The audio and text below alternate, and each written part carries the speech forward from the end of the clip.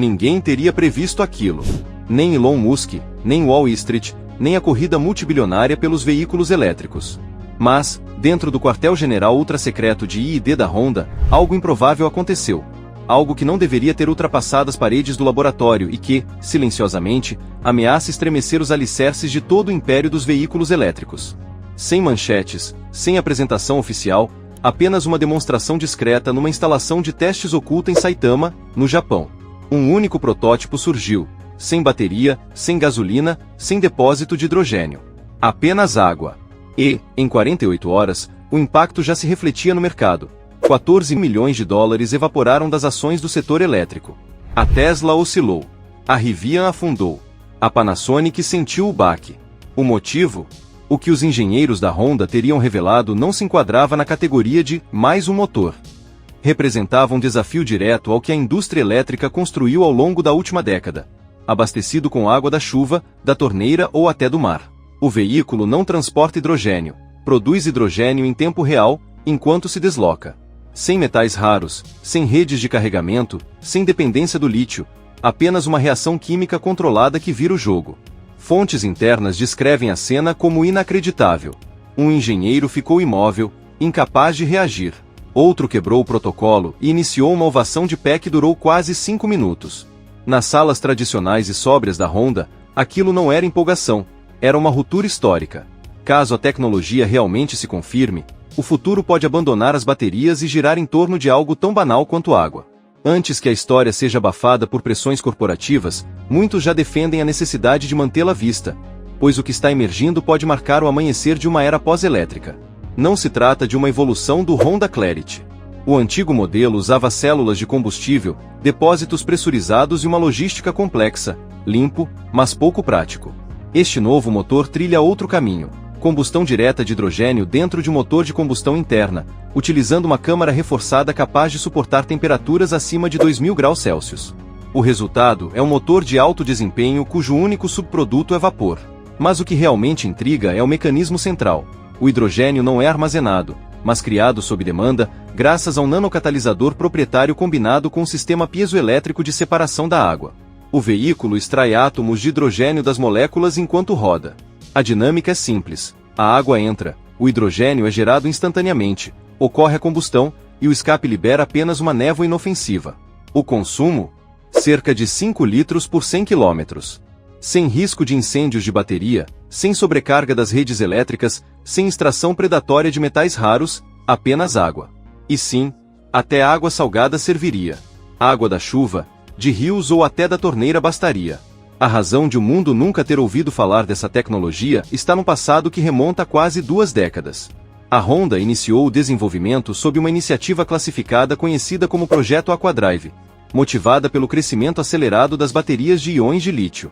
De forma reservada, procurava uma alternativa de combustão que contornasse mineração, logística de carregamento e cadeias dependentes de materiais escassos. Em 2011, protótipos funcionais já existiam. E, de repente, o projeto desapareceu, sem anúncio, sem justificativas. Fontes apontam pressões externas vindas de grandes petrolíferas, lobistas das baterias e até parceiros híbridos que preferiam manter o status quo. Com o boom das startups de veículos elétricos, o motor movido a água poderia ter perturbado demais o ecossistema. O projeto foi engavetado. Engenheiros foram redistribuídos para iniciativas mais aceitáveis, como sistemas híbridos e células de combustível. Estas últimas eram politicamente neutras e mais fáceis de enquadrar nos regulamentos. Mas a evolução do setor mudou o cenário. Em 2024, manchetes destacavam incêndios em baterias, redes elétricas sobrecarregadas e controvérsias sobre a mineração de lítio. A Honda viu um novo espaço estratégico e reativou o Aquadrive no início de 2025. Os protótipos antigos foram recuperados de um depósito climatizado em Saitama, reequipados com tecnologia moderna e colocados para rodar em 5 meses. Os resultados surpreenderam até os criadores originais. Aceleração de 0 a 100 km por hora em 4,3 segundos, rivalizando com veículos elétricos de ponta. Velocidade máxima de 180 km por hora com binário consistente, e autonomia de 760 km com apenas 50 litros de água. O reabastecimento? Trivial. Basta conectar uma mangueira, acionar um interruptor e completar o depósito em menos de 3 minutos. Nada de estações milionárias ou carregadores ultra-rápidos. A manutenção também se mostrou extremamente reduzida. Sem módulos de bateria, sem uso intensivo de sistemas de arrefecimento, apenas mecânica robusta. O desgaste interno, segundo os engenheiros, seria 42% menor que o de motores tradicionais, consequência direta do escape limpo, sem fuligem, sem carbono e com menor estresse térmico. O que começou como um projeto secreto nos anos 2000 ressurge agora como uma potencial ameaça existencial à indústria de veículos elétricos, e possivelmente, como o início de uma verdadeira reconfiguração tecnológica no setor automotivo. E o que aconteceu a seguir espalhou ondas de choque pelo setor automóvel, pela mineração global e por praticamente todas as startups de baterias do planeta. No momento em que a tecnologia avançasse para a produção em massa, todo o tabuleiro se redesenharia. A Honda já conduzia testes internos em múltiplas variantes prontas para fabricação, e nenhum concorrente, nem mesmo a Tesla, estava preparado para o impacto. Se o motor realmente cumprisse o que prometia, toda a cadeia de fornecimento dos veículos elétricos, sustentáculo de uma indústria multibilionária, teria acabado de ser atingida por um tsunami silencioso. Na giga nevada da Tesla, o clima de pânico espalhou-se de forma discreta. Módulos de bateria, antes celebrados como o coração do transporte sustentável, subitamente pareciam obsoletos. Lítio, dispensável. Cobalto e níquel, tornaram-se irrelevantes. A mega fábrica de baterias da Panasonic, no Kansas, avaliada em milhares de milhões, transformou-se num potencial ativo condenado. Executivos da Lucid, Rivian e de gigantes tradicionais como a GM foram convocados para reuniões de emergência menos de 24 horas após o protótipo ter vindo a público. Em todas as salas, a mensagem era idêntica. Se este motor movido a água for real, estamos arruinados. Não era apenas uma questão de materiais. Era a infraestrutura. Milhares de estações de carregamento espalhadas pelos Estados Unidos, inclusive a rede Supercharger, tornavam-se repentinamente supérfluas. Startups de reciclagem que dependiam de células de lítio descartadas já reduziam equipas. Afinal, não há reciclagem possível quando o componente deixa de existir. E os números que circulavam deixavam tudo ainda mais inquietante. A tecnologia não dependia de metais raros nem de células revestidas a platina. O custo total do sistema? $1.320, menos de um terço de um drivetrain elétrico convencional. Sem megabaterias, sem inversores de alta voltagem, apenas um pequeno depósito de água, um separador de hidrogênio, um conversor piezoelétrico e um supercapacitor do tamanho de uma lancheira.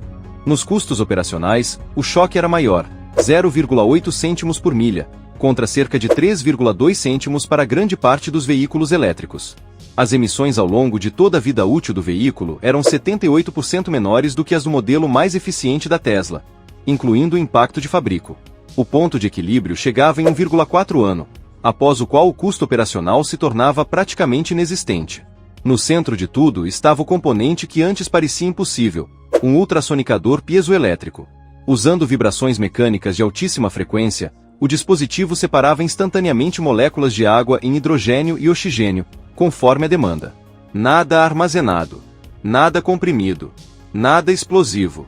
O hidrogênio alimentava uma câmara de combustão compacta, enquanto o oxigênio excedente era expelido ou reaproveitado. A energia não ficava guardada em baterias, mas em supercapacitores densos que estabilizavam a corrente e até recarregavam com o movimento do próprio veículo. Testes confirmaram arranques a frio a 22 graus Celsius. Emissões no inverno? Apenas vestígios de oxigênio e microgotas de água. Sem nu, sem cor, sem qualquer poluente. Em manhãs geladas, o vapor ao sair do escape era o único sinal de que o motor estava ativo. Crucialmente, não havia tanque de hidrogênio, nem compressão ou risco de incêndio. O sistema gerava apenas o que precisava, quando precisava. Na prática, funcionava como uma microcentral energética portátil alimentada por água e ar. O motivo de o mundo não estar a celebrar era simples. Interesses poderosos estavam furiosos.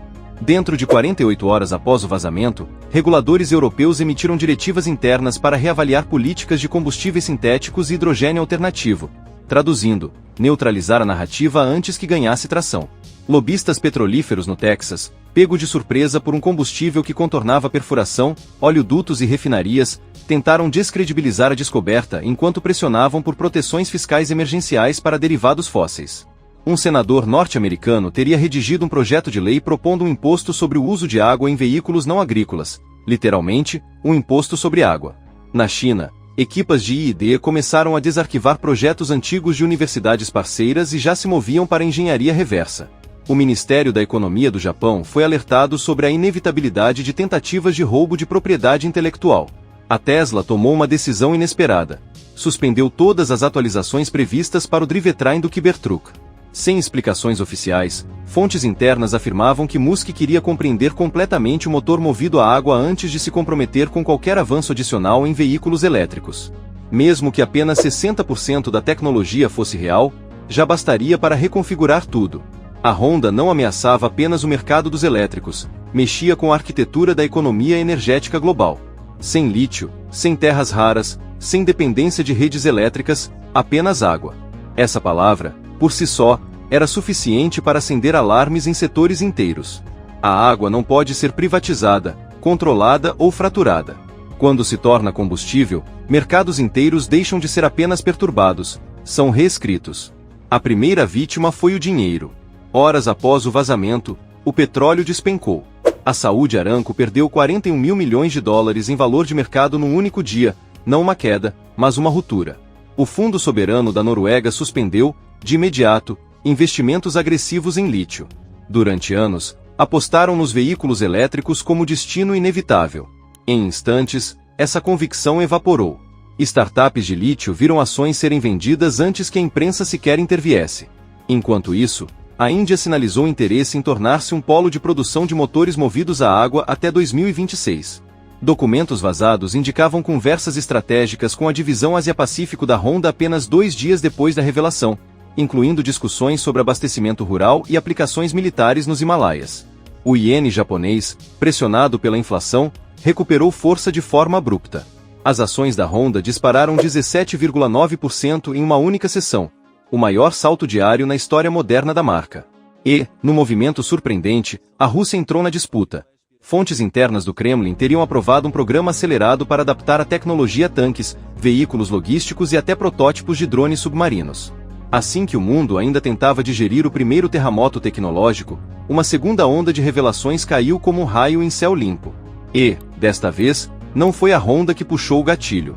No início de junho, um grupo de engenheiros anônimos, alegadamente subcontratados recentemente dispensados, publicou esquemas completos do separador catalítico de hidrogênio piezoelétrico num fórum de denunciantes.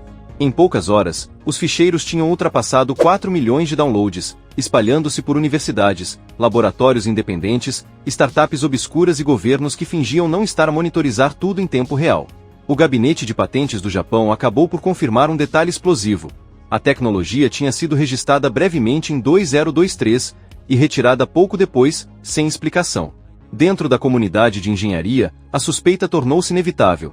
A Honda não tinha desenvolvido isto de repente, tinha sido silenciada ou obrigada a recuar até agora. Memorandos internos das divisões de I&D em Saitama e Tochigi vazaram logo em seguida, revelando algo ainda mais ousado. A Honda já tinha 10 frotas de teste em operação em 3 continentes, todas mascaradas por empresas fictícias e contratos fantasma. Um protótipo foi posto à prova no interior rural do Quênia. Lama profunda, calor extremo, altitude elevada. O veredito? Zero perda de desempenho. Em ensaios laboratoriais, mesmo em espaços totalmente fechados, túneis, garagens subterrâneas, oficinas, o escape permanecia totalmente não tóxico, vapor de água e traços de oxigênio. Sem cor, sem nu, sem fuligem, sem hidrogênio disperso. Era tão limpo que, segundo relatórios, se podia literalmente respirar o escape sem risco. Mas nenhum milagre tecnológico vem sem o seu calcanhar de Aquiles. E agora, sinais de alerta começam a piscar. A água, justamente ela, pode tornar-se o novo petróleo. Em regiões frágeis, Califórnia, Sahel, Chifre de África, especialistas temem que a procura localizada por abastecimento possa sobrecarregar redes municipais já tensas. Pela primeira vez, o abastecimento de veículos pode estar diretamente ligado a um recurso vital da população. Isto abre um território geopolítico completamente novo. Quem abastece? Com que água? A que preço político? Além disso, o sistema requer ligas avançadas resistentes à corrosão, o que aumenta os custos de fabrico em cerca de 15%. Não são metais raros, mas são especializados, e a cadeia global não está madura para uma escalada súbita. As seguradoras, por sua vez, estão desnorteadas. O motor não se encaixa em nenhuma categoria tradicional, Não é veículo elétrico puro, não é combustão interna clássica, não é célula de combustível. É uma zona cinzenta tecnológica que ninguém sabe como tarifar, regular ou garantir. Governos municipais já estudam a hipótese de racionar o uso diário de água em estações de abastecimento públicas para evitar picos de consumo. Se isso acontecer, as atualizações de infraestrutura de veículo elétrico, carregadores, subestações, baterias de apoio, podem ser abruptamente congeladas. Por que investir num sistema que acabou de ser ultrapassado por vibrações ultrassônicas e um tanque de água? E a tempestade só está a ganhar forma.